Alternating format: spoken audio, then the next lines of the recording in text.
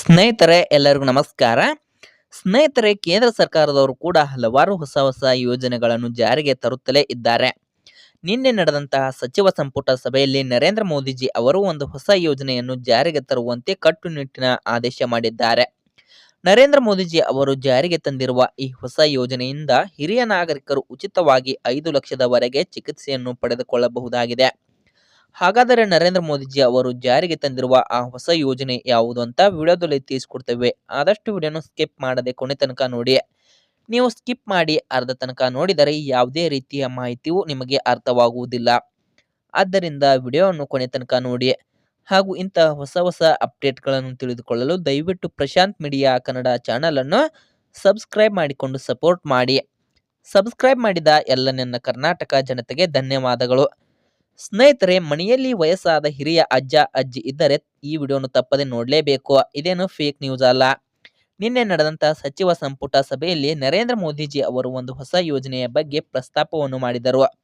ಹಾಗಾದರೆ ಆ ಯೋಜನೆ ಯಾವುದೆಂದರೆ ಆಯುಷ್ಮಾನ್ ಭಾರತ್ ಯೋಜನೆ. ಆ ಯೋಜನೆಯಿಂದ ವಯಸ್ಸಾದ ಹಿರಿಯ ನಾಗರಿಕರು 5 ಲಕ್ಷದವರೆಗೆ ಉಚಿತವಾಗಿ ಚಿಕಿತ್ಸೆಯನ್ನು ಪಡೆಯಬಹುದಾಗಿದೆ. ಆಸ್ಪತ್ರೆಯಲ್ಲಿ ಅಡ್ಮಿಟ್ ಆದರೆ ಎಷ್ಟು ಹಣ ಖರ್ಚಾಗುತ್ತದೆ ಗೊತ್ತಾಗುವುದಿಲ್ಲ. 70 ವರ್ಷ ಮೇಲ್ಪಟ್ಟ ಹಿರಿಯ ನಾಗರಿಕರಿಗೆ ಈ ಹೊಸ ಯೋಜನೆಯನ್ನು ಜಾರಿಗೆ ತಂದಿದ್ದಾರೆ.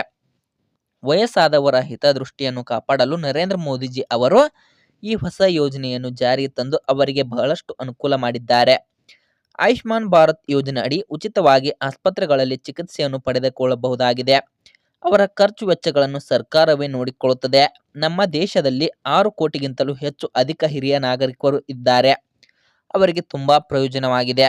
ಕೆಲವೊಂದು ಕಡೆ ಹೇಗಾಗಿದೆ ಅಂದರೆ ಸ್ವಂತ ಅಪ್ಪ ಅಮ್ಮನನ್ನು ಆಸ್ಪತ್ರೆಗೆ ದಾಖಲು ಮಾಡದೆ ಆಶ್ರಮಗಳಲ್ಲಿ ಬಿಟ್ಟು ಬಂದಿರುತ್ತಾರೆ. ಆಶ್ರಮಗಳಲ್ಲಿ ಜೀವನವನ್ನು ಕಳೆಯುವ ವಯಸ್ಸಾದ ಹಿರಿಯ ಜೀವಗಳಿಗೆ ಅನಾರೋಗ್ಯ ಉಂಟಾದರೆ ಅವರ ಜೀವಕ್ಕೆ ಯಾರು ಹೊಣೆಗಾರರು ಹೇಳು ನೋಡೋಣ ಸ್ನೇಹಿತರೆ. ಆದ್ದರಿಂದ ಅಂಥವರಿಗೆ ಅನುಕೂಲವಾಗಲು ಕೂಡ ಆಯುಷ್ಮಾನ್ ಭಾರತ್ ಯೋಜನೆ ತುಂಬಾ ಸಹಕಾರಿಯಾಗುತ್ತದೆ. ಇನ್ನು ಕೆಲವೊಂದು ಕಡೆ ಮನೆಯಲ್ಲಿ ತಂದೆ ತಾಯಿಗಳು ಇರುತ್ತಾರೆ. ಆದರೆ ಅವರಿಗೆ ಅನಾರೋಗ್ಯ ಉಂಟಾದರೆ ಅವರನ್ನು ಆಸ್ಪತ್ರೆಗೆ ಕರೆದುಕೊಂಡು ಹೋಗಲು ಕೂಡ ಅವರ ಹತ್ತಿರ ಹಣ ಇರುವುದಿಲ್ಲ.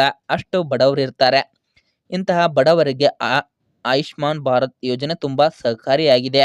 ಇದೊಂದು ಕೇಂದ್ರ ಸರ್ಕಾರದ ದೊಡ್ಡ ವಿಮಾ ಯೋಜನೆ ಅಂತಾನೆ ಹೇಳಬಹುದು. ಸ್ನೇಹಿತರೆ, ಈಗಾಗಲೂ ಹಲವಾರು ಜನರು ಈ ಯೋಜನೆಯ ಲಾಭವನ್ನು ಪಡೆಯುತ್ತಿದ್ದಾರೆ. ತಕ್ಷಣ ನೀವು ಕೂಡ ಈ ಯೋಜನೆಯ ಲಾಭವನ್ನು ಪಡೆದುಕೊಳ್ಳಿ. ಸ್ನೇಹಿತರೆ, ಈ ಮಾಹಿತಿಯು ನಿಮಗೆ ಇಷ್ಟವಾಗಿದ್ದರೆ ಈ ವಿಡಿಯೋಗೊಂದು ಲೈಕ್ ಮಾಡಿ. ಇಂತಹ ಮತ್ತಷ್ಟು ಅಪ್ಡೇಟ್ಗಳಿಗಾಗಿ ದಯವಿಟ್ಟು ಪ್ರಶಾಂತ್ ಮೀಡಿಯಾ ಕನ್ನಡ ಚಾನಲನ್ನು ಸಬ್ಸ್ಕ್ರೈಬ್ ಮಾಡಿಕೊಂಡು ಸಪೋರ್ಟ್ ಮಾಡಿ.